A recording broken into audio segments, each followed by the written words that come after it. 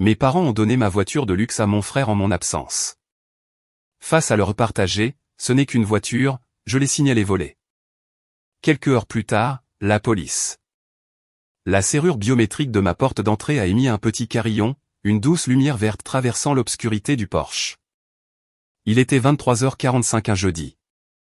Je venais de passer 6 jours dans un centre de congrès sans fenêtre à la Défense, à auditer la télématique du fret commercial et à renégocier les journaux de conformité du ministère des Transports pour une entreprise de logistique régionale. La pluie glaciale de novembre trempait les épaules de mon trench coat en laine. Tout ce que je voulais, c'était une douche chaude, un silence absolu et mon propre lit. J'ai donc traîné ma valise en nylon balistique dans le hall, verrouillé le pen dormant derrière moi et jeté mes clés sur la console de l'entrée. La maison était exactement comme je l'avais laissée. Le thermostat était réglé sur 17 degrés Celsius. Le courrier était soigneusement empilé sur le comptoir de la cuisine. Je me suis versé un verre d'eau glacée sur l'îlot central en granit et j'ai appuyé sur l'interrupteur mural du garage attenant pour 2 voitures. La lourde porte en acier isolé est montée bruyamment sur ses rails, et les néons LED à détection de mouvement ont clignoté avant de s'allumer. Ma place de parking était complètement vide. Il n'y avait pas de verre brisé sur le sol en époxy gris lisse. Il n'y avait aucune marque d'effraction sur le pavé numérique extérieur. La porte d'accès latérale menant à l'allée était verrouillée de l'intérieur. La seule preuve physique que mon véhicule avait jamais été là était une faible trace sèche de pneus haute performance près du mur du fond. Je ne possédais pas une berline standard. Je possédais une Audi RSQ 8 noire obsidienne, commandée sur mesure, modèle 2024. C'était un chef-d'œuvre d'ingénierie allemande de 80 000 €, doté d'un moteur V8 biturbo. Elle était entièrement payée, assurée exclusivement à mon nom et garée en toute sécurité dans ma résidence privée. Je n'ai pas laissé tomber mon verre d'eau. Je n'ai pas couru dans l'impasse pavillonnaire en panique, scannant désespérément la rue sombre. Je gère le suivi actif de plus de 400 camions de fret commercial à travers l'Europe de l'Ouest. Je traite des détours non autorisés, des actifs détournés et des périmètres violés chaque jour.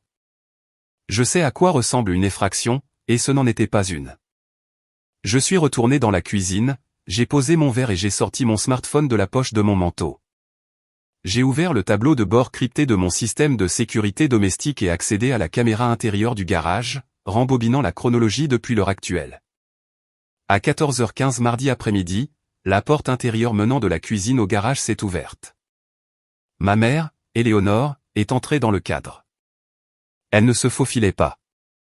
Elle était habillée de manière décontractée dans sa tenue habituelle de club de golf de banlieue chic, portant son sac à main de créateur. Juste derrière elle suivait mon frère de 24 ans, Charles. Charles souriait. Ce n'était pas un sourire subtil et reconnaissant. C'était le large sourire arrogant d'un gamin qui n'avait jamais payé son propre loyer, et encore moins un SUV de luxe à 80 000 €. Il avait détruit 2 berlines en location au cours des 3 dernières années, pour lesquelles mon père avait discrètement payé pour éviter une flambée des primes d'assurance. Dans le flux vidéo haute définition, Éléonore a fouillé dans son sac à main et a sorti une lourde clé électronique métallique. Pas une copie, mais le double original d'usine que je gardais verrouillé dans un coffre-fort biométrique inifugé dans mon bureau à domicile. Éléonore a lancé la clé à Charles. Il l'a attrapée, a cliqué sur le bouton de déverrouillage, et les phares LED de l'Audi ont clignoté brillamment dans le garage sombre. Ils sont tous les deux montés dans le véhicule. Ils ont appuyé sur le bouton du pare-soleil pour ouvrir la porte principale du garage et ont reculé ma voiture dans la rue en plein jour. La vidéo s'est arrêtée. Mes parents avaient une clé physique d'urgence pour ma maison. Je la leur avais donnée il y a 2 ans spécifiquement pour qu'ils puissent vérifier la pompe de relevage du sous-sol si un tuyau éclatait pendant que j'étais hors du département. Ils n'avaient pas l'autorisation biométrique pour le coffre-fort de mon bureau, ce qui signifiait qu'Éléonore avait utilisé son accès d'urgence. Contourner la porte verrouillée de mon bureau et méthodiquement chercher la clé de secours manuelle que je gardais cachée dans un faux livre évidé sur l'étagère supérieure. Ils n'avaient pas simplement emprunté une voiture. Ils avaient exécuté un vol coordonné et prémédité d'un actif de 80 000 €. Je n'ai pas appelé la police immédiatement. J'ai composé le numéro de portable de ma mère. Elle a répondu à la 3e sonnerie. Le bruit de fond était fort. Des couverts qui s'entrechoquent. Des rires bruyants. L'ambiance acoustique indubitable d'une brasserie parisienne onéreuse. Marion, chérie. Tu es rentrée tôt, a pratiquement chanté Éléonore dans le combiné. L'audace pure de son ton joyeux résonnait bruyamment dans ma cuisine silencieuse. Comment c'était à la Défense? As-tu sécurisé les nouveaux contrats de fret? Où est mon Audi, Éléonore, ai-je demandé. Ma voix était complètement plate. Le bruit de fond de son côté s'est légèrement étouffé comme si elle avait couvert le microphone avec sa main. Quand elle a parlé à nouveau, son ton est passé de joyeux au bourdonnement condescendant et rodé d'une mère se préparant à justifier l'injustifiable. Marion, s'il te plaît, n'utilise pas ce ton, a soupiré lourdement Éléonore. Charles vient de décrocher un immense entretien final pour un poste de directeur commercial régional. Tu sais à quel point il a fait du réseautage. Ton père et moi voulions l'aider. Il doit se rendre au séminaire d'entreprise en Normandie ce week-end et il ne peut pas se présenter dans sa vieille Peugeot cabossée. Il doit projeter une image de succès aux associés principaux. Donc vous avez cambriolé le coffre de mon bureau et pris mon véhicule sans mon consentement, ai-je clarifié, énumérant les faits exactement comme ils apparaissaient sur un registre de responsabilité. Cambriolé. Marion, arrête d'être si dramatique, a grondé Éléonore, sa voix dégoulinant de privilèges maternels. C'est un véhicule familial. Tu vis en banlieue proche. Tu l'as conduit à peine sauf le week-end. Nous savions que tu étais en déplacement et qu'elle prenait juste la poussière. On s'est dit que ça ne te dérangerait pas de partager. C'est juste une voiture, ma chérie. Tu gagnes plein d'argent. Tu peux prendre un Uber pour aller au bureau pendant quelques jours. J'ai fixé le garage vide sur mon moniteur de sécurité. Il s'était réellement convaincu que partager le même sang fonctionnait comme un transfert de titre légal. Il supposait que parce que j'étais la sœur aînée et responsable qui payait tranquillement ses propres factures et bâtissait une carrière dans la logistique d'entreprise, j'absorberais simplement un risque de responsabilité de 80 000 € pour éviter de gâcher un dîner de famille. Vous avez exactement 30 minutes pour ordonner à Charles de ramener l'Audi dans mon allée, de la garer et de laisser les clés sur le comptoir de la cuisine, ai-je déclaré sèchement, en regardant ma montre. Ou quoi, Marion, a claqué Éléonore, abandonnant entièrement la routine de la mère douce. Tu vas appeler les flics sur ton propre frère le soir où nous célébrons sa grande opportunité pour un morceau de métal? As-tu une idée à quel point cela semble égoïste et pathétique? Nous sommes au Fouquet's en ce moment même pour payer son dîner. Il part pour le séminaire d'entreprise demain matin. Je ne vais pas gâcher son week-end parce que tu refuses d'être généreuse. 30 minutes, Éléonore, ai-je répété. Grandis un peu, Marion, a-t-elle raillé. On en parlera au déjeuner dominical quand tu seras calmée. L'appel a été coupé. Elle croyait honnêtement que le titre biologique de mère lui accordait une immunité absolue et incontestable contre le grand vol d'un véhicule de luxe. Elle croyait que je prendrais juste un Uber pour aller travailler demain et que je resterais assise tranquillement au déjeuner du dimanche pendant que l'enfant roi détruisait ma transmission sur une route de montagne. Je ne l'ai pas rappelé pour argumenter. Discuter avec des gens qui se croient intouchables est un gaspillage massif de bande passante opérationnelle. Je suis allé dans mon bureau.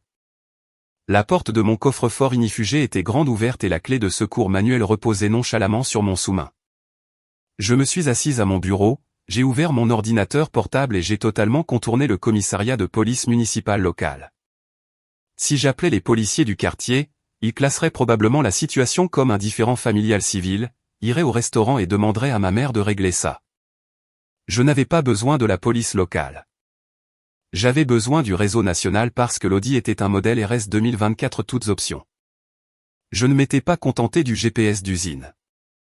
J'avais câblé un transpondeur télématique cellulaire actif de qualité commerciale directement dans le port OBD2, exactement le même matériel crypté que j'utilisais pour suivre des camions de fret de 20 tonnes à travers les frontières internationales.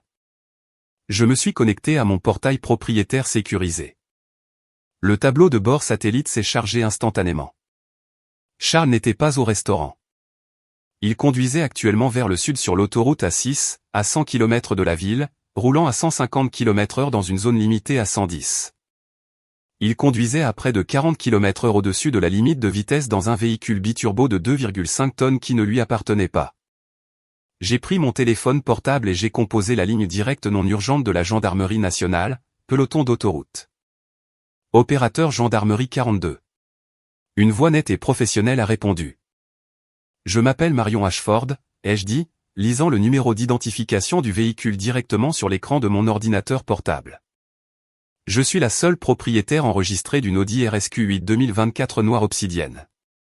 Le véhicule a été retiré de ma résidence privée sans mon autorisation. La clé de secours a été obtenue par effraction dans un coffre-fort résidentiel verrouillé.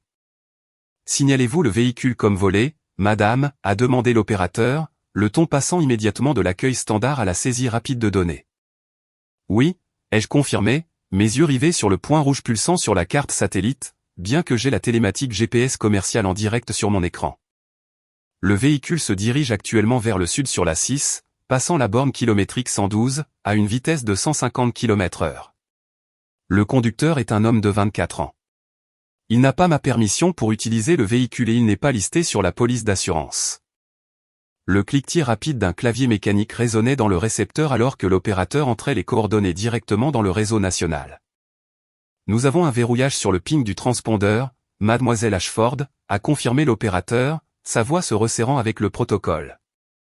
Nous signalons la plaque dans le fichier des objets et véhicules signalés, FOV, maintenant. Nous avons 2 unités d'interception actuellement stationnées près de la borne 118. Restez en ligne. Nous initions un arrêt pour délit grave. Gardez la ligne, Mademoiselle Ashford, a instruit l'opérateur de la gendarmerie avec fluidité. Sa voix était froide, mécanique et totalement dépourvue du maternage suburbain que ma mère venait d'essayer d'utiliser sur moi. Je pouvais entendre le lourd grésillement du trafic radio crypté de la police à travers son casque. Les unités 4 et 7 ont établi un visuel sur l'Audi RSQ8 noir en direction sud près de la sortie pour la nationale 42. Le radar confirme la vitesse à 154 km/h dans une zone de 110. Le suspect a-t-il des antécédents de comportement violent ou d'armes à feu connus? Je suis resté parfaitement immobile dans mon bureau, les yeux fixés sur l'icône de télémétrie rouge pulsante se déplaçant régulièrement sur la grille satellite haute résolution de mon ordinateur. Le conducteur est mon frère de 24 ans, Charles Ashford, ai-je répondu, ma voix parfaitement égale. Il n'est actuellement pas armé. Cependant, il a un long historique documenté de conduite imprudente grave, de multiples collisions responsables et d'un profond sentiment d'impunité. Il croit sincèrement que le véhicule lui appartient parce que ma mère lui a donné les clés. Il ne s'attendra pas à une interception policière. Bien reçu, a noté l'opérateur, le cliquetis rapide de son clavier continuant sans pause. Le véhicule a été officiellement signalé comme actif volé dans la base de données FOV sous un code prioritaire. Une fois qu'une alerte de véhicule volé est transmise au véhicule de patrouille actif, les gendarmes n'exécutent pas un simple contrôle routier, Mademoiselle Ashford. Ils exécutent un protocole d'extraction à haut risque. Êtes-vous prête à porter plainte formellement lorsqu'il sera placé en garde à vue? Oui, ai-je déclaré sans une seule seconde d'hésitation. Je porte plainte pour vol aggravé de véhicule et utilisation non autorisée d'un véhicule à moteur commercial. Bien reçu. On lance l'interception. À 100 km au sud de mon allée tranquille de banlieue, Charles Ashford vivait un fantasme à 80 000 €. L'habitacle de mon Audi RSQ8 2024 était un chef-d'œuvre d'ingénierie allemande conçu entièrement pour isoler le conducteur de la réalité brutale de la route. L'éclairage ambiant LED brillait doucement d'un bleu glacé. Le lourd vitrage acoustique à double épaisseur absorbait le rugissement massif du moteur V8 biturbo et la pluie glaciale de novembre fouettant le pare-brise, rendant l'habitacle pratiquement silencieux. Mon frère roulait sur la voie de gauche de l'autoroute A6 à une vitesse fulgurante de 154 km/h, sa main gauche nonchalamment drapée sur le haut du volant en cuir perforé chauffant. Il avait monté le système audio 3 des Bang & Olufsen Premium à 60%, les basses lourdes faisant vibrer les vitres teintées. Il n'avait pas attendu le matin pour partir à son prétendu séminaire de réseautage d'entreprise comme ma mère l'avait prétendu. Il avait quitté le restaurant tôt, pris ma voiture et conduisait actuellement vers le sud en direction d'un casino de luxe dans la région voisine pour épater ses frères de fraternité. Il avait 24 ans, était complètement sans emploi, conduisait une machine noire obsidienne massive qui sentait le cuir neuf, et il n'avait pas payé un seul centime pour tout ça. Alors qu'il traversait le viaduc près de la borne kilométrique 116, son téléphone portable a vibré bruyamment dans la console centrale. Le tableau de bord numérique a affiché un appel entrant d'Éléonore. Charles a tendu la main, a appuyé sur le bouton du volant pour accepter l'appel, et la musique a automatiquement baissé. « Charles, chéri, où es-tu en ce moment ?» a demandé ma mère à travers les haut-parleurs Bluetooth. Sa voix était inhabituellement tendue. L'ambiance joyeuse du restaurant avait complètement disparu. Le cliquetis bruyant des couverts coûteux avait été remplacé par le son étouffé d'un moteur de voiture en arrière-plan. Elle rentrait chez elle en panique. « Je suis sur l'autoroute, maman. Je viens de passer la sortie 42, a dit Charles, se penchant nonchalamment dans le siège en cuir rembourré. Quoi de neuf? Papa a fini sa côte de bœuf? Marion est rentrée de la Défense, a dit sèchement Éléonore, sautant entièrement les politesses. Elle m'a appelé il y a 20 minutes. Elle a remarqué que l'Audi manquait dans son garage. J'ai essayé de lui expliquer que c'était une urgence familiale et que tu en avais besoin pour le séminaire, mais elle m'a donné un ultimatum de 30 minutes pour la ramener. Charles a levé les yeux au ciel, reposant son coude sur le rebord de la fenêtre.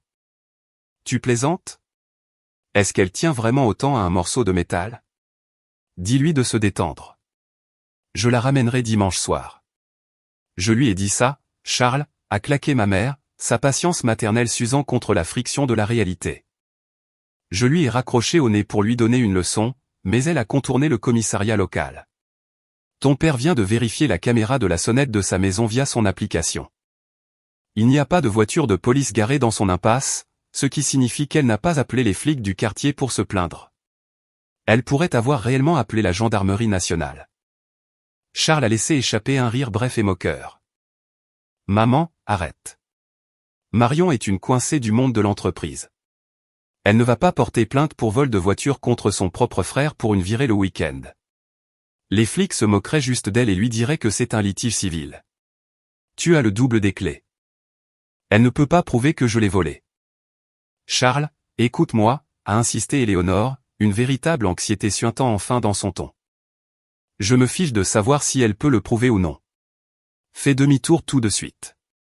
Je ne risque pas ton entretien final demain pour une crise de colère stupide.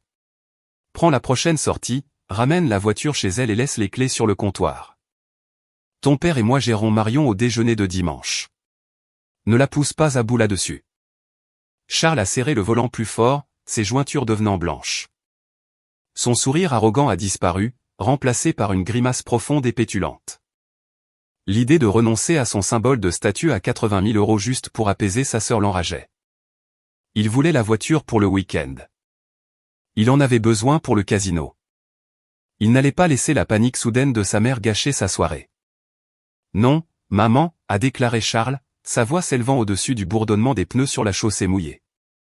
Je ne vais pas conduire 3 heures sous la pluie pour revenir parce que Marion a fait une crise. Je lui enverrai un texto demain pour lui dire que je l'ai prise. C'est bon.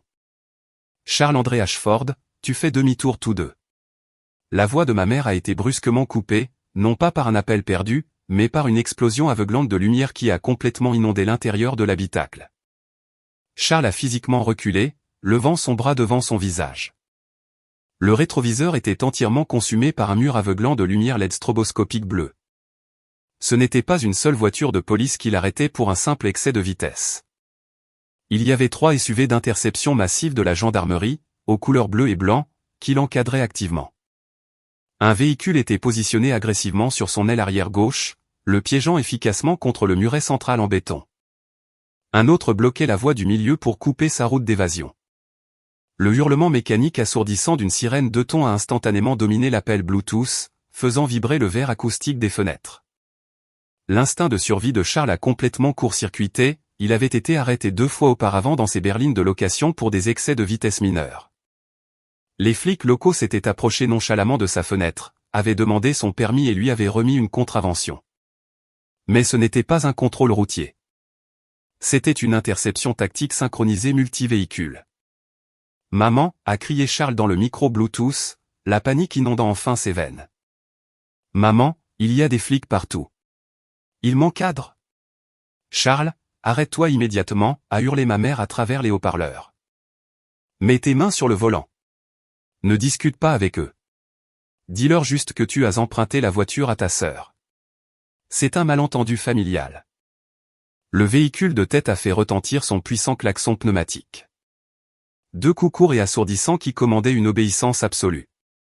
Un projecteur mécanique massif s'est allumé depuis le toit du véhicule derrière lui, l'aveuglant complètement dans le rétroviseur. Charles a écrasé la pédale des freins massifs en carbone céramique, décélérant violemment le lourd SUV. Il a braqué le volant vers la droite, les pneus crissant bruyamment contre le béton glissant alors qu'il forçait violemment la lourde Audi hors des voies actives de la 6 et sur la bande d'arrêt d'urgence en gravier. Le véhicule a légèrement dérapé avant de s'arrêter complètement en tremblant près de la glissière de sécurité métallique. Les 3 véhicules de patrouille massifs se sont garés brutalement derrière et à côté de lui, le bruit sourd de leurs portières s'ouvrant résonnant à travers la pluie. Charles a frénétiquement cherché dans la console centrale, essayant de détacher sa ceinture de sécurité pour trouver son portefeuille. Il supposait qu'un officier allait s'approcher nonchalamment de sa fenêtre et demander sa carte grise. Il supposait qu'il pourrait s'en sortir avec une histoire d'urgence familiale. Il avait tort. Le boom amplifié assourdissant d'un système de sonorisation de la police a complètement brisé le silence de l'autoroute sombre, noyant entièrement la forte pluie et le ralenti du moteur biturbo. Conducteur de l'Audi noir, a commandé la voix amplifiée, résonnant bruyamment sur les arbres environnants. Coupez le moteur. Jetez les clés par la fenêtre côté conducteur et sortez les 2 mains à l'extérieur du véhicule. Faites-le maintenant. Charles s'est figé complètement. Il a laissé tomber ses mains sur ses genoux, fixant le rétroviseur côté conducteur avec une terreur absolue. Il ne pouvait pas voir les visages des officiers, mais dans la dure lumière clignotante bleue, Charles a vu les silhouettes distinctes et terrifiantes de 3 gendarmes utilisant activement les lourdes portes renforcées de leur véhicule pour une couverture tactique. Et ils ne tenaient pas de carnet de contravention. 2 d'entre eux avaient leurs armes de service dégainées. Et le 3e officier visait avec un fusil d'assaut tactique directement la lunette arrière de l'Audi. Ce n'était pas une infraction au code de la route. C'était une arrestation pour crime. J'ai dit, coupez le véhicule et jetez les clés par la fenêtre, a rugi le mégaphone à nouveau, l'agression brute ne laissant absolument aucune place à la négociation. Si vous n'obtempérez pas immédiatement, nous ferons usage de la force. Le corps entier de Charles a commencé à trembler violemment. Il a frénétiquement appuyé sur le bouton d'allumage, tuant le moteur massif. Il a saisi la lourde clé électronique de secours dans le porte-gobelet, a baissé sa vitre teintée sous la pluie battante et glaciale, et a pratiquement jeté les clés sur l'asphalte mouillé. Je les ai jetées, a crié Charles dans l'obscurité, sa voix se brisant en un croassement aigu et pathétique alors qu'il passait instantanément ses 2 mains tremblantes entièrement par la fenêtre, paumes ouvertes. S'il vous plaît, ne tirez pas. J'ai jeté les clés. Je suis juste un gamin. Lorsqu'un véhicule est signalé dans le fichier des véhicules volés comme un vol actif, le conducteur est automatiquement traité comme une menace hostile pour la sécurité des officiers. Avec votre main gauche seulement, tirez la poignée extérieure de la porte, a commandé le gendarme par le haut-parleur.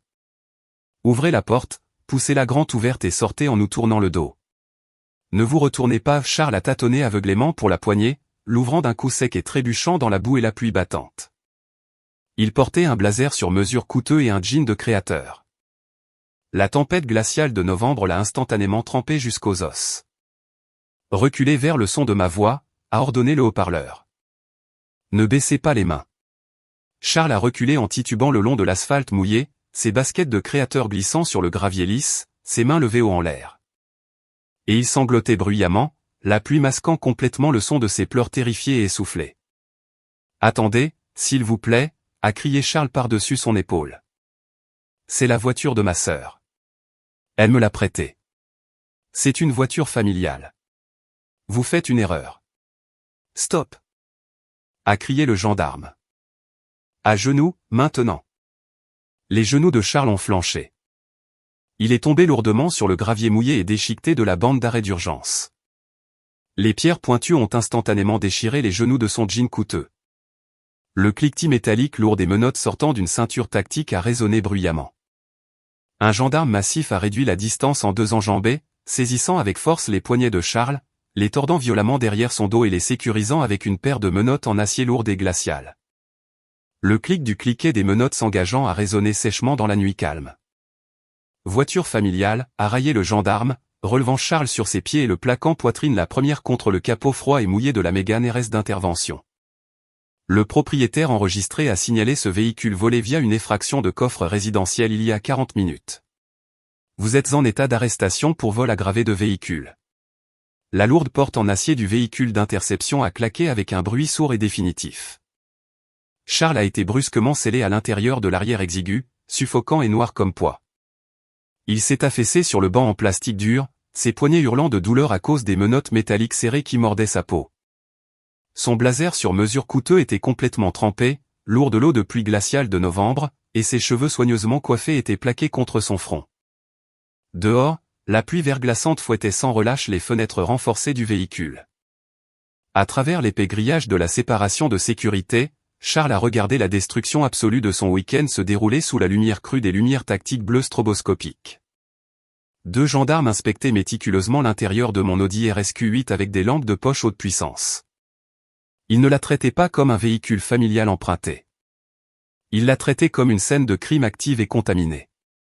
Ils ont documenté le kilométrage, vérifié la boîte à gants et mis sous scellé les canettes de boissons énergisantes vides que Charles avait nonchalamment jetées aux pieds du passager. Puis le faible grondement mécanique d'un lourd moteur diesel a coupé la pluie battante. Une dépanneuse à plateau massive, complètement enveloppée dans les décalcomanies jaunes et rouges haute visibilité, s'est garée agressivement sur la bande d'arrêt d'urgence. Ce n'était pas une dépanneuse de ville standard. C'était une unité commerciale lourde spécialisée, dépêchée spécifiquement pour les mises en fourrière de haute valeur sur réquisition judiciaire. L'opérateur a sauté dans la boue, a engagé le treuil hydraulique bruyant et a abaissé la lourde rampe en acier vers les pneus arrière de l'Audi. Charles a pressé son visage contre la vitre froide couverte de condensation de la voiture de police, regardant avec une incrédulité horrifiée absolue alors que les lourdes chaînes en acier étaient accrochées directement au châssis de la pièce d'ingénierie allemande à 80 000 €. Le treuil massif a gémi bruyamment, traînant violemment le lourd véhicule biturbo en arrière à travers la bouée sur la pente métallique raide. Les pneus immaculés ont couiné sèchement contre le pont en métal mouillé. L'opérateur a jeté de lourdes sangles d'arrimage en nylon sur les 4 roues, les serrant avec une précision mécanique intense. Mon frère a enfoui son visage contre ses poignets menottés et a sangloté hystériquement.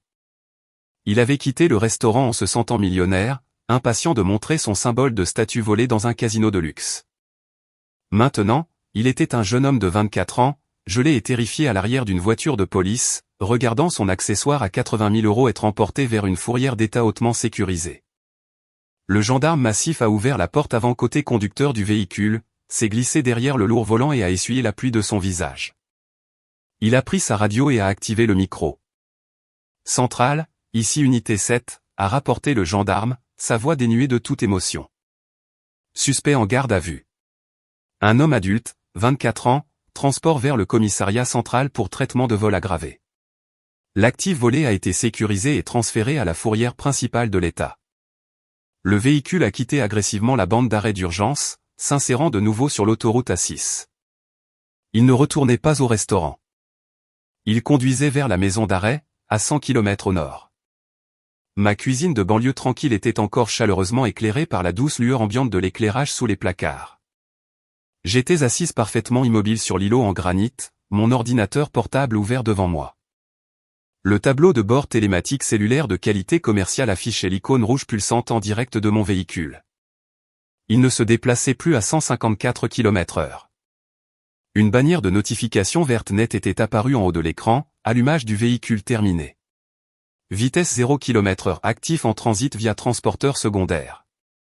Mon téléphone portable, posé face contre terre sur le comptoir en granit, a brusquement commencé à vibrer violemment contre la surface en pierre. Le bourdonnement dur et envahissant a brisé le calme de ma maison. J'ai regardé ma montre. Il était exactement 1h15 du matin. Je n'ai pas répondu immédiatement. Je me suis penché, j'ai lentement versé le reste de mon eau glacée dans l'évier en acier inoxydable et j'ai pris le téléphone. L'identifiant de l'appelant indiquait simplement Éléonore Mobile. J'ai appuyé sur le bouton vert pour accepter et j'ai mis le téléphone sur haut-parleur, le posant à plat à côté du clavier de mon ordinateur portable. Marion, a hurlé ma mère dans le microphone. Sa voix n'était plus condescendante ou arrogante. C'était un cri brut et aigu d'hystérie absolue et non filtré qui résonnait violemment sur mes placards de cuisine. Le bruit de fond de son côté était chaotique. Un trafic bruyant, le cliquetis frénétique de son clignotant et la respiration lourde de quelqu'un en pleine attaque de panique. Elle conduisait, et elle était terrifiée. « Marion, qu'est-ce que tu as fait ?» a gémi Éléonore. Le suivi de localisation de Charles vient de s'éteindre complètement sur mon téléphone. J'ai essayé de l'appeler 20 fois et ça tombe directement sur la messagerie vocale. Il a appelé ton père il y a 2 minutes, hurlant à propos de lumière de police. Dis-moi que tu n'as pas réellement appelé la police. Dis-moi que tu n'as pas fait arrêter ton propre frère. J'ai appelé la gendarmerie nationale. Éléonore, ai-je répondu doucement, ma voix entièrement dénuée d'émotion. J'ai signalé un actif volé et je leur ai fourni les coordonnées GPS commerciales actives pour l'intercepter en toute sécurité. Il vient d'être arrêté par des gendarmes sur l'autoroute, a crié ma mère, sa respiration rapide et superficielle, la panique étouffant ses mots. Il pleurait si fort qu'il pouvait à peine respirer. Ils l'ont sorti de la voiture sous la menace d'une arme sous la pluie glaciale. Ils l'ont jeté menotté sur le bord de l'autoroute. Et il essayait juste d'aller à son événement de réseautage. Il conduisait à 154 km/h dans un véhicule biturbo volé sur une autoroute nationale. Éléonore, ai-je déclaré, énumérant les faits exactement comme ils apparaissaient sur mon tableau de bord télématique. La patrouille a exécuté un arrêt pour délit standard pour un actif volé à grande vitesse. C'est exactement ce qui arrive lorsque vous contournez un coffre-fort biométrique et remettez une machine violente à un chômeur de 24 ans avec un historique documenté de conduite imprudente. Tu dois arrêter ça, a crié ma mère, sa voix se brisant en un sanglot désespéré. Appelle le commissariat tout de suite et dis-leur que c'était une erreur massive. Dis-leur que tu lui as donné la permission d'emprunter la voiture. S'il est arrêté pour vol de voiture, cela détruira définitivement sa carrière. Il a un entretien final pour un poste de directeur commercial demain matin. S'il ne se présente pas, ils donneront le poste à quelqu'un d'autre. Tu gâches toute sa vie pour une voiture stupide. C'était le manuel classique et toxique de la complice. Elle supposait que le système juridique était un magasin de détail. Elle supposait que si elle criait assez fort ou pleurait assez fort, j'appellerais simplement le directeur du service de police et annulerais une arrestation pour crime comme une commande de nourriture erronée. Elle s'attendait à ce que je me parjure, commette une fraude à l'assurance et absorbe une responsabilité massive juste pour protéger son enfant roi des conséquences de sa propre arrogance. Je ne peux pas appeler le commissariat et leur dire que c'était une erreur, Éléonore, ai-je expliqué, me penchant en arrière dans ma chaise de cuisine. Parce que ce n'était pas une erreur, et même si je voulais me parjurer pour protéger Charles, la situation est complètement hors de mes mains. Au moment où la gendarmerie a enregistré le véhicule comme volé dans le fichier des véhicules volés, l'incident a dépassé le simple stade de la plainte civile. Il y eut un silence aigu et terrifié sur la ligne. La respiration lourde et rythmique de ma mère essayant de traiter la destruction absolue du week-end de son enfant roi résonnait à travers le haut-parleur. « Qu'est-ce que tu veux dire par hors de tes mains » a chuchoté Éléonore, sa voix tremblant violemment. « Tu es la propriétaire.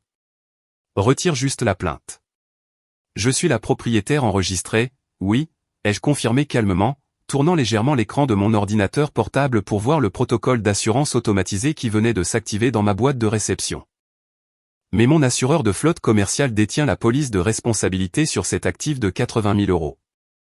Lorsqu'un rapport de vol est officiellement déposé et qu'un véhicule est violemment extrait sur une autoroute nationale, la compagnie d'assurance verrouille automatiquement le dossier juridique pour empêcher la fraude à l'assurance. J'ai pris un stylo sur le comptoir et je l'ai tapoté une fois contre mon bloc-notes légal. Si j'appelle soudainement les gendarmes et prétends que j'ai accidentellement signalé ma propre voiture volée alors que mon frère conduisait à près de 160 km/h à travers le département, ai-je continué, mon ton plat et mécanique. La division des fraudes à l'assurance lancera immédiatement une enquête criminelle contre moi pour fausse déclaration. Je ne risque pas mon casier vierge, ma carrière dans la logistique d'entreprise et 10 ans de prison pour couvrir un vol que tu as orchestré. Marion, s'il te plaît, a gémi Éléonore en arrière-plan, abandonnant entièrement la raison. Je conduis au commissariat en ce moment même. Je vais dire au sergent de permanence que c'est un malentendu familial massif. Je leur dirai que je lui ai donné les clés et que tu es juste vindicative. Je vais exiger qu'il le relâche immédiatement. Vous ne pouvez pas acheter votre sortie d'une accusation de vol aggravé, Éléonore, ai-je déclaré sèchement. Je retiens un avocat pénaliste d'élite en ce moment même, a soudainement coupé la voix profonde et retentissante de mon père à travers le haut-parleur. Il avait clairement arraché le téléphone des mains tremblantes de ma mère. Le patriarche de la famille tentait de reprendre le contrôle du chaos. Et quand ce sera fini, nous te couperons complètement de cette famille. Tu m'entends? Tu es morte pour nous, Marion. Morte.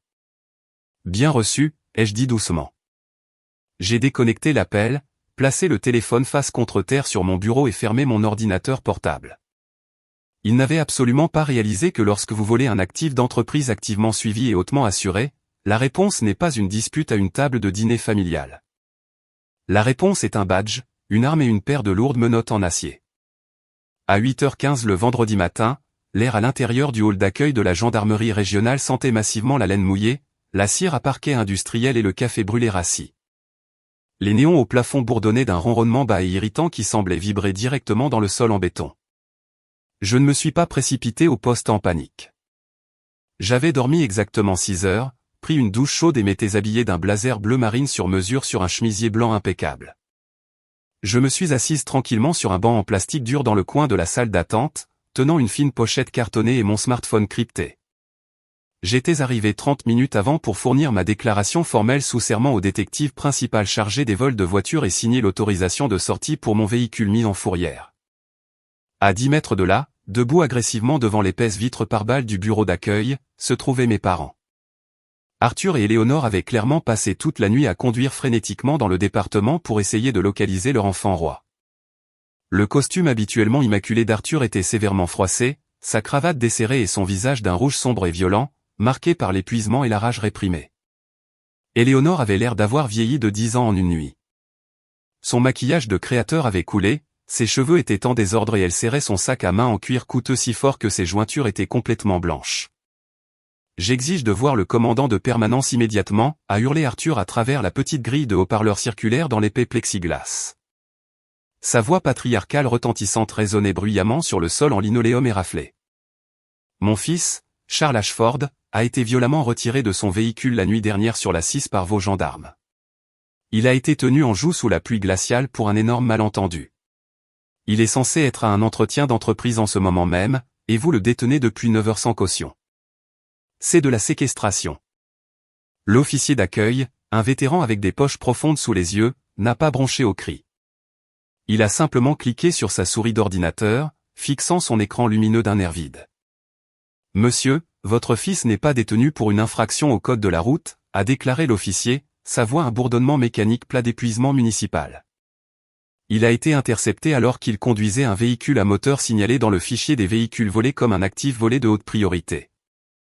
Il est actuellement en cellule de garde à vue numéro 3 en attente de transfert au tribunal pour une comparution immédiate sur des accusations de vol aggravé de véhicules et de mise en danger d'autrui. La caution ne s'applique pas en France comme vous l'entendez, il doit voir un magistrat. Ce n'était pas volé, a hurlé Éléonore, claquant sa paume à plat contre la vitre pare-balles. Le claquement soudain et violent a fait légèrement sursauter un jeune officier derrière le bureau. Elle a complètement abandonné toute prétention de civilité bourgeoise. Ma fille Marion est la propriétaire enregistrée de cet Audi. Elle l'a signalé volé par pure méchanceté parce que nous l'avons emprunté pendant qu'elle était en déplacement. C'est une voiture familiale. Nous avons les clés. Regardez-la assise juste là. C'est elle qui vous a menti. Éléonore s'est retournée, pointant un doigt tremblant directement sur moi à travers le hall.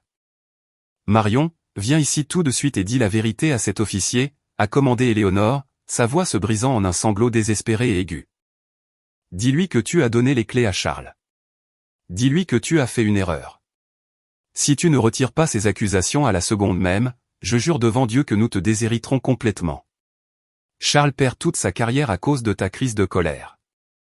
Je n'ai pas bronché. Je ne me suis pas levé. Je l'ai simplement regardé, mon expression entièrement dénuée d'émotion. Je n'ai pas fait d'erreur, Éléonore, ai-je dit doucement, ma voix portant facilement à travers le hall vide. Et je ne lui ai pas donné les clés. La lourde porte en acier à côté du bureau d'accueil s'est soudainement ouverte. Un homme grand dans un costume gris simple et une cravate légèrement lâche est entré dans le hall. Il portait un lourd presse-papier tactique noir et une tasse de café en polystyrène fumante.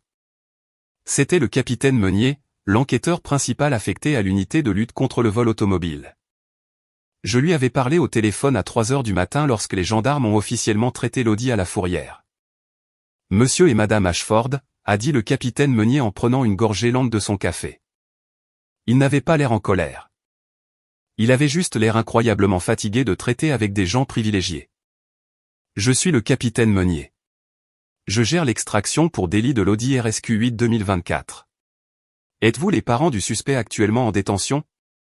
Arthur a immédiatement gonflé le torse, se plaçant carrément devant le capitaine, tentant de reprendre la domination physique de la situation.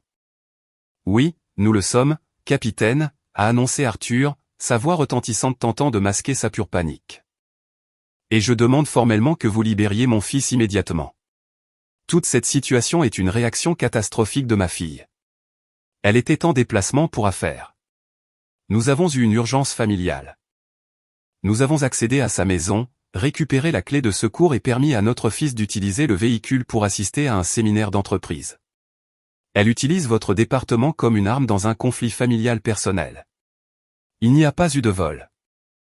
Le véhicule a été emprunté avec un consentement familial implicite. C'était une manœuvre juridique brillante et désespérée. Arthur tentait de redéfinir légalement le vol comme une utilisation non autorisée ou un litige civil domestique. Dans de nombreuses juridictions, si un membre de la famille a un accès libre à une maison et emprunte nonchalamment une voiture, la police refuse souvent de porter des accusations criminelles, disant au propriétaire de régler ça au tribunal civil.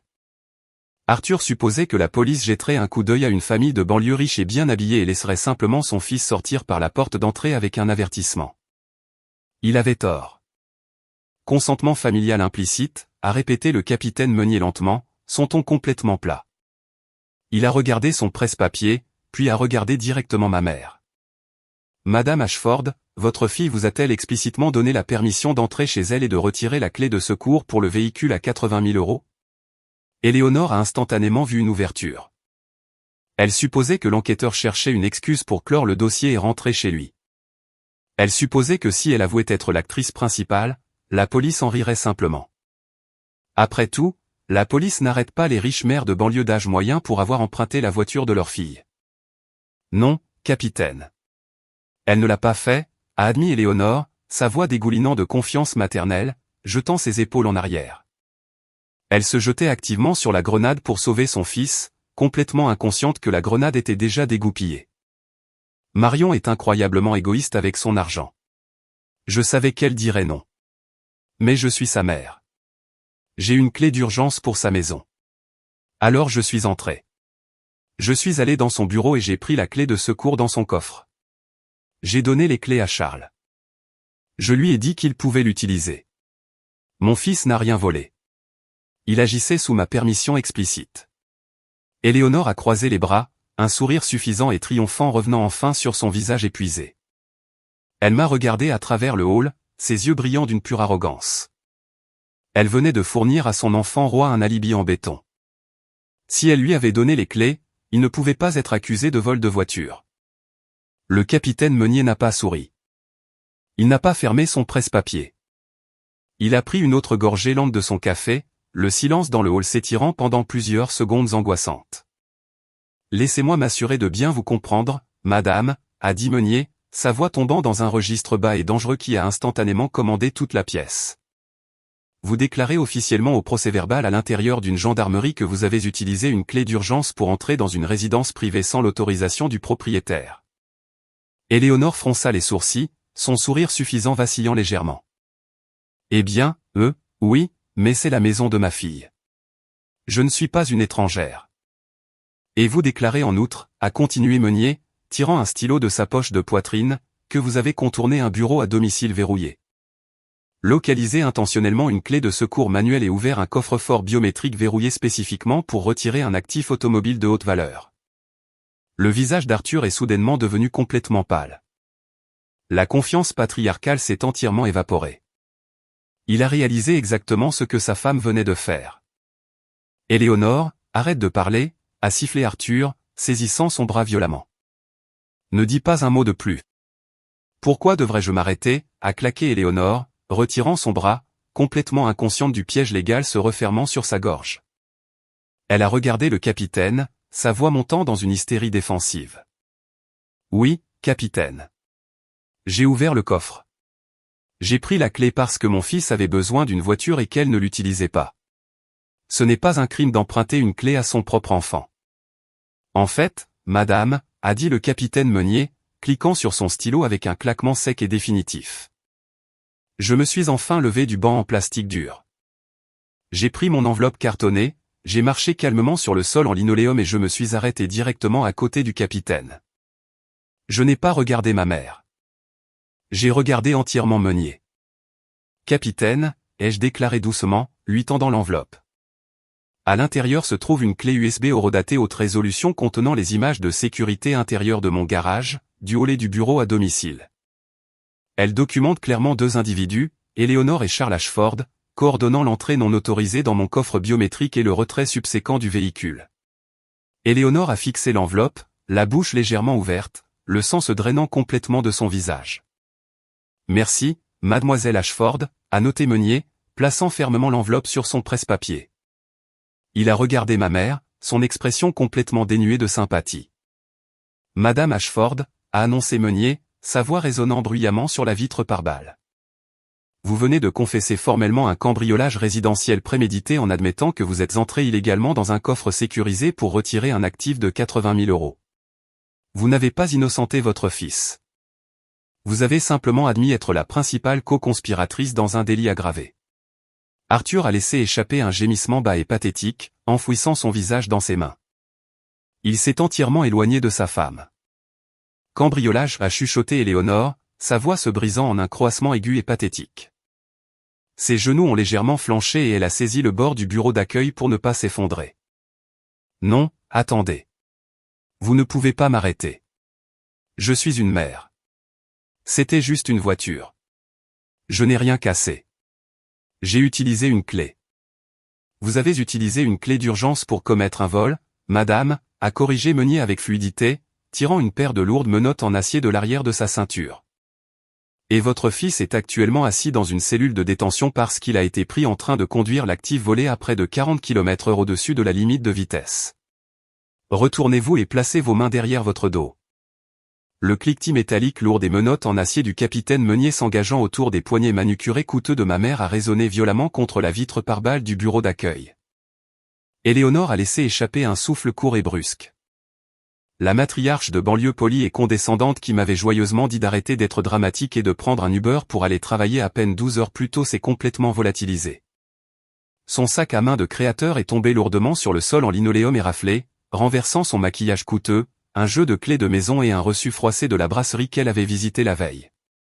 Arthur, dis-lui d'arrêter, a gémi Éléonore, se tordant désespérément contre la poigne inflexible du capitaine alors que les dures lumières fluorescentes illuminaient la terreur absolue non filtrée dans ses yeux tandis que l'acier froid liait ses bras derrière son dos. Arthur, je suis ta femme. Fais quelque chose. Il m'arrête pour avoir emprunté une voiture. C'est un malentendu familial. Dis à Marion de retirer la plainte. Arthur ne s'est pas avancé. La confiance patriarcale retentissante qu'il avait portée dans le commissariat, hurlant après le sergent de permanence quelques minutes plus tôt, avait entièrement disparu. Il a fait un pas lent et délibéré en arrière, se distanciant physiquement de la femme qui venait de confesser formellement un cambriolage résidentiel prémédité directement à l'enquêteur principal. Il l'a regardé, son visage complètement pâle et luisant d'une sueur froide, réalisant que sa propre exposition juridique était dangereusement proche s'il intervenait. Je n'étais pas là, Éléonore, a bégayé Arthur, sa voix mince, rauque et vibrant d'un instinct de survie brute. Il a regardé follement autour du hall, levant les mains dans un geste de reddition pathétique au capitaine. J'étais au travail quand elle est allée chez Marion. Je n'ai pas touché au coffre. Je ne lui ai pas dit de prendre la voiture. Je ne suis pas impliqué là-dedans. Éléonore a cessé de lutter entièrement. Elle a fixé son mari, la bouche légèrement ouverte dans une incrédulité horrifiante absolue. Il l'abandonnait activement pour sauver sa propre peau, tout aussi rapidement qu'elle avait abandonné toute logique pour sauver leur enfant roi. Tu n'es pas impliqué, a hurlé Éléonore, sa voix se brisant en un croassement pathétique. Tu as payé le dîner au restaurant pour célébrer le fait que Charles ait la voiture. Tu étais assis à côté de moi quand je lui ai raccroché au nez. Tu savais qu'elle était en déplacement. Madame, arrêtez de parler, a conseillé calmement le capitaine Meunier, sécurisant la deuxième menotte et posant fermement sa main sur son épaule. Tout ce que vous dites de plus dans ce hall est activement enregistré par les caméras de sécurité du commissariat. Vous êtes en état d'arrestation pour cambriolage résidentiel, vol de véhicule et complicité de vol aggravé. Je vous notifie vos droits à garder le silence. Meunier a regardé par-dessus son épaule le sergent de permanence. Sergent, emmenez-la à l'enregistrement et traitez-la. Placez-la dans une cellule de détention séparée du suspect masculin. Ils sont coaccusés dans un délit actif. Une femme officier a émergé de la lourde porte de sécurité en acier, a saisi fermement Éléonore par le bras et l'a escortée hors du hall public. Ma mère ne s'est plus débattue. Elle a juste sangloté de manière incontrôlable, ses chaussures coûteuses traînant sur le sol alors que la lourde porte claquait derrière elle, la scellant à l'intérieur du système carcéral massif. Arthur est resté figé au centre du hall, complètement seul. Son fils était enfermé dans la cellule 3 pour vol de voiture, et sa femme venait d'être arrêtée pour effraction. Il a lentement tourné la tête et m'a regardé. Le père arrogant et retentissant qui avait menacé de me couper de la famille la veille au soir était complètement brisé. « Marion, s'il te plaît » a chuchoté Arthur, sa voix tremblant violemment. « Ils sont ta famille. Ta mère a 62 ans. Elle ne peut pas aller en prison. Charles va perdre son entretien final cet après-midi. Si tu n'appelles pas le procureur pour arranger ça, ils vont aller en prison. S'il te plaît, je t'achèterai une nouvelle voiture. Je te paierai tout ce que tu veux. Dis-leur juste que c'était une erreur. » Je n'ai pas souri. J'ai simplement ajusté la sangle de mon sac en cuir sur mon épaule et je l'ai regardé avec une indifférence technique absolue. « Je ne peux pas arranger ça, Arthur », ai-je déclaré sèchement, vérifiant ma montre. Parce que mon assureur de flotte commerciale a déjà verrouillé la police de responsabilité lorsque la gendarmerie a initié l'arrêt pour délit. Et si je tente de revenir sur une déclaration sous serment impliquant un actif de 80 000 € après que ma mère vient de confesser un cambriolage devant une caméra de police, je serai inculpé pour fraude à l'assurance. J'ai pris mon dossier et je me suis tourné vers le bureau d'accueil pour signer mes formulaires de sortie. Tu n'as pas besoin de me couper de la famille, ai-je noté doucement par-dessus mon épaule. Parce que je viens de couper la famille de mes actifs. J'ai glissé mon permis de conduire sous la vitre pare-balles, signé la lourde pile de papier de sortie de fourrière et je suis sorti par les doubles portes dans le matin glacial de novembre sans regarder en arrière. Au cours des 6 mois suivants, le système judiciaire français a exécuté un cours magistral de destruction bureaucratique. Parce qu'Éléonore avait formellement confessé le cambriolage résidentiel devant caméra à l'intérieur d'une gendarmerie, le procureur a refusé d'offrir un accord de plaidoyer discret pour un conflit familial. Elle a été formellement inculpée de plusieurs chefs d'accusation pour effraction et vol aggravé. Charles a été inculpé pour recel de biens volés, mise en danger d'autrui et refus d'obtempérer pour avoir conduit un véhicule volé à 80 000 € près de 40 km/h au-dessus de la limite de vitesse.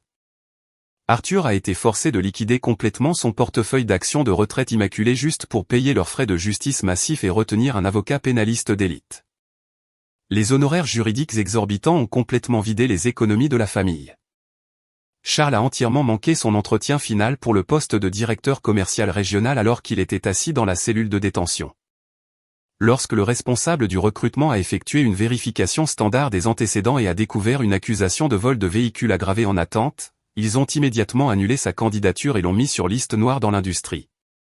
L'enfant roi est passé d'un jeune de 24 ans s'attendant à conduire un SUV de luxe à 80 000 € à un accusé terrifié risquant des années de prison, forcé de prendre un emploi au salaire minimum dans la vente au détail juste pour payer ses amendes ordonnées par le tribunal.